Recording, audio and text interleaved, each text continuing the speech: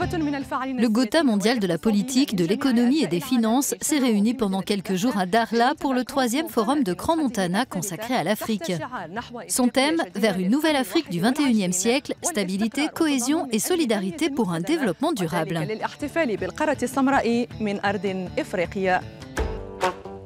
C'est donc en terre africaine que le forum de Crans-Montana a mis à l'honneur le potentiel de développement du continent.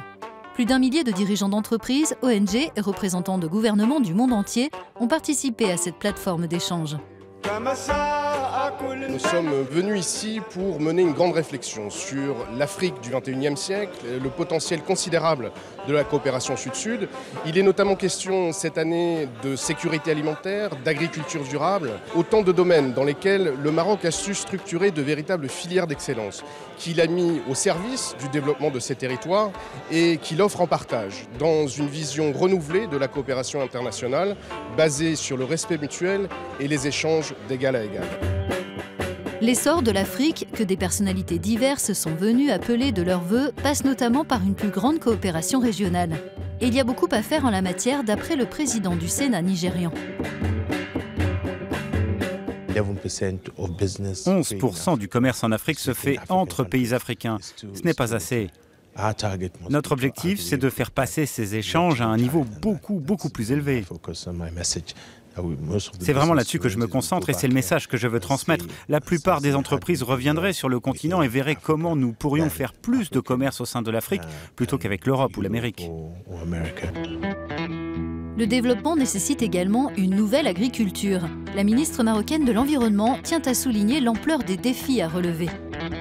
De nombreux peuples en Afrique, 4 des pays africains connaissent aujourd'hui la faim, ce qui est honteux à notre siècle, compte tenu des technologies, compte tenu de l'innovation, compte tenu des propositions qui sont faites par les Africains. L'Afrique doit relever les problématiques de l'eau et de l'agriculture.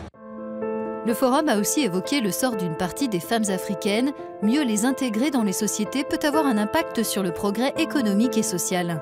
La présidente du Conseil des femmes arabes, chef d'entreprise du Koweït, lance un appel à l'action. Nous avons parlé des problèmes auxquels des femmes arabes sont confrontées et nous avons constaté que ce sont les mêmes problèmes rencontrés par les femmes africaines. Elles souffrent de la pauvreté, des manques dans l'éducation et la santé. Il faut trouver des solutions de poids pour sauver les femmes africaines de la situation dans laquelle elles vivent, à travers l'éducation et l'investissement dans l'agriculture. La fondation du Forum a distingué des personnalités dont Yahi Bayam Diouf, engagé dans la lutte contre la migration clandestine au Sénégal. Son fils est mort en tentant de rejoindre l'Europe. Mon histoire a commencé depuis que j'ai perdu mon enfant, mon unique fils migrant en mer, quand il a quitté le Sénégal par pirogue artisanale pour rallier les côtes espagnoles pour y chercher meilleure vie. Et ça a été un déclic pour moi de mener des campagnes de sensibilisation pour conscientiser les jeunes, les communautés côtières sur les dangers de ce fléau. Quand je vois qu'on ferme les portes à nos enfants qui veulent quitter leur pays et aller en Europe ou ailleurs, je voudrais dire à tout le monde, je vous en prie, quand ces gens arrivent dans votre pays, ne leur fermez pas la porte. Parce que vous savez, tout ce qu'il leur faut, c'est une chance de vivre. Ils ne quittent pas leur pays parce qu'ils le veulent. Ils le quittent à cause des conditions de vie sur place.